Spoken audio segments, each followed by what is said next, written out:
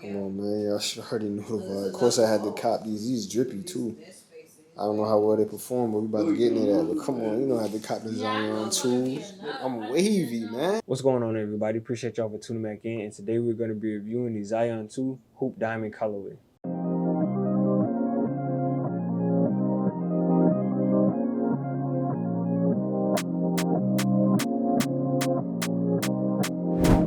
Before we get started, I want to give you guys a round of applause real quick.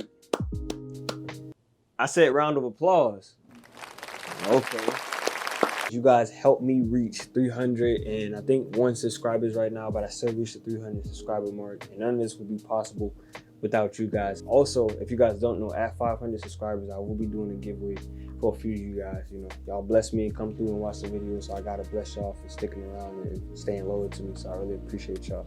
If you guys don't know, at 500 subscribers, I will be doing a giveaway for a few of you guys. You know, for blessing me, coming through, vibing with me in the shoe videos. I gotta give y'all back something for real. So, and at 1,000 subscribers, once we get there real soon, next year, once we get there, there'll be another giveaway. So I appreciate you guys for showing me all the support. 2 things that I want to drop at the end of this video for you guys. It's going to be the changing of my room. The installation is going to be really quick, but I want to show you guys the new look in my room because it went from carpet to tile. And also I'm going to be showing you guys my setup of how I do my lighting and the videos and like you know, some of the stuff I do that you guys can't always see. As always, we talk about the sizing and the price. And the sizing, I recommend you guys go up a half a size. But when you get to size 12 and up, I don't think there is any half size.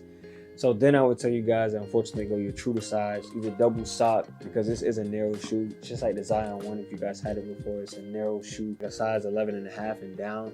They have it, so if you need to, you can go up a half a size there. But if not, if you are size 12 and up, I would tell you guys go true to size. If you are a wide footer, because these are narrow, I would then tell you guys test out going a whole size. No, it is a narrow, snug fit. So just be wary of that, because when I was doing a little squeak test, you guys are here or see, my toe just kept ramming to the front of this. So just be careful.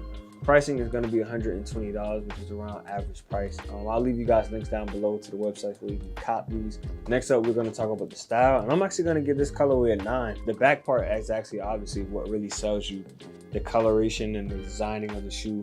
It looks like, it gives me like a Miami feel since I'm from Florida, but it gives me like a nice Miami feel. Or if you're in the arts and stuff like that, it gives you like a nice, maybe not Met Gala, but like an art gallery, how all the colors just go together, but they resonate and they look really good. That's one thing I can give Jordan in their line. Like, they do have colors that you wouldn't think, or just colors that you just normally don't see on other shoes, but how they put it together, it does look really nice and it looks really well. Surprisingly, a lot of people don't know, but this actually isn't white. It's more like a laminated white, like when you put like a piece of paper or whatever inside like a laminate folder. Or it's got that, like when your jeans, you put your jeans in the wash and then with the whites and the jeans become faded, or the white, whatever becomes faded. The lacing is like discolored from the actual shoe itself. But I see y'all Jordan, like I said, they be coming up with ideas and it's crazy.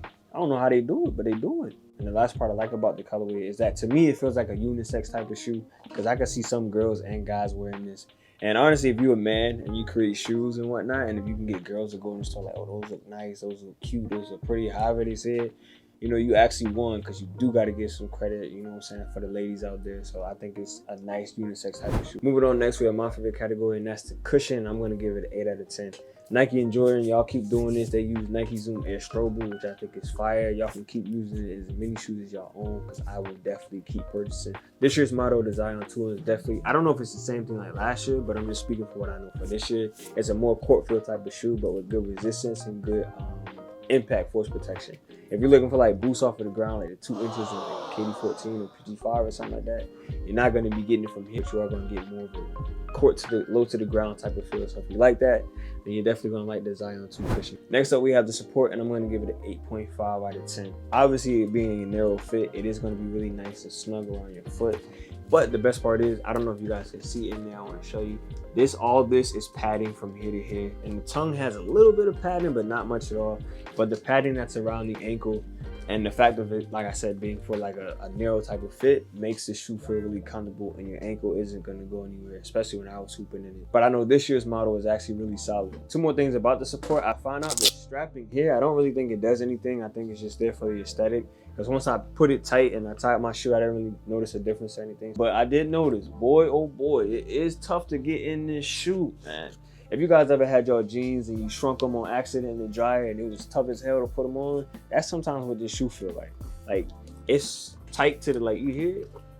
Like, it's tight to the point, it doesn't even, like, imagine trying to put your foot in there. I had to do the thing where I put my finger here, you feel me? You put the finger there and then you pick it out and it's all red and stuff like that because it's, you know, all the blood and stuff was rushing there. So it is a very tight fit to put on. So I just want to let y'all know that when y'all cop these, that doesn't take away how good the support actually is. It still is an 8.5 for a reason, because it is really good and it feels really comfortable when your foot is inside of it. And last on the list, we have the traction, and I'm going to give the traction a 7.5 out of 10. The only reason because to me, with Jordan's traction, I will say, I don't really, like, let me show you guys the pattern real quick. I got y'all. Let me show y'all the pattern.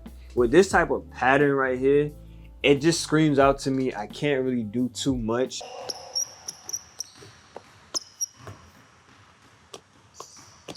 In my opinion, I can't really do too much, like shifty-wise, crafty-wise. I can probably go straight up and down and whatnot, maybe laterally cut. But other than that, I don't think I can do the stuff I normally do.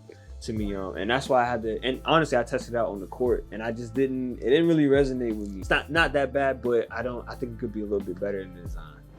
Ending off with the ranking of the shoe, and I'm going to give this shoe a B- rank. The reason why I'm giving it a B-, which isn't bad, but the reason why I'm giving it a B- is because of that traction pattern. I think if the traction pattern was a little bit better in the design, it would be even higher, probably like a B+, because it's already good budget.